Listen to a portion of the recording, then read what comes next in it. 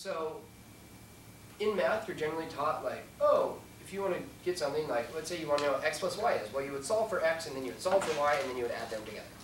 On the GRE, oftentimes x plus y will be in the problem, and all you have to do is solve for x plus y as though it were just one variable itself. Stuff like that, where you just need to kind of compare things. You don't need to know precisely what anything is, you just need to get a sense of what that is. How it compares to the other guy. Oh yeah, that's hint number 2. Solve for things as a whole. Don't ever, if there's ever some like chunk, if it's asking you to compare, you know, a plus b, z minus x, whatever, you're never going to solve for z and then solve for x and then do the math. You're going to solve for that chunk as though it were just one piece. Right, so sometimes it's hard to compare 2 columns because they're written in a different way, like maybe it's a decimal and a percentage, maybe it's a fraction and a decimal, I don't know.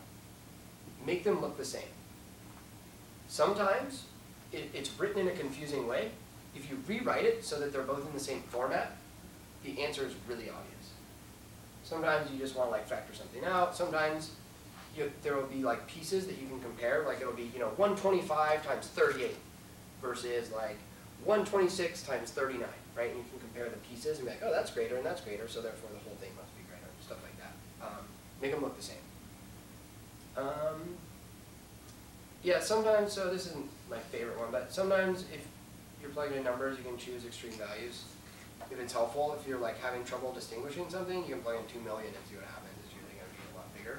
That sort of goes along with the convergent divergent stuff. I put that in there just because I think some people like to do it. I personally like using like 2.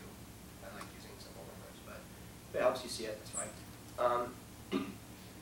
Yep, if the quantity, that's funny. So if the quantities have multiple pieces, often it's helpful to compare them piece by piece. So don't solve the problem. Just look at all the pieces and say like, oh, that one's bigger and that one's bigger, therefore the whole thing must be bigger. You don't have to solve it, right? You just have to look at it and be like, oh, that would obviously be the case. That makes sense? Okay. Yep, so just double check your answers on the problem solving questions, the multiple response ones. Oh, lastly, reread the question.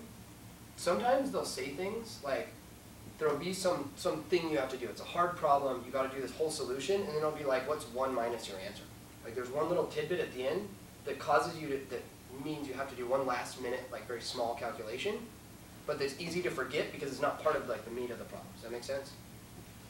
When they do that, that's why I say reread the question, because you'll usually catch it, like, oh shoot, I forgot, I have to actually take the inverse of that, or I have to do some like weird last minute thing to like flip it or something. When that happens, when I get questions like that, I would mark out my paper.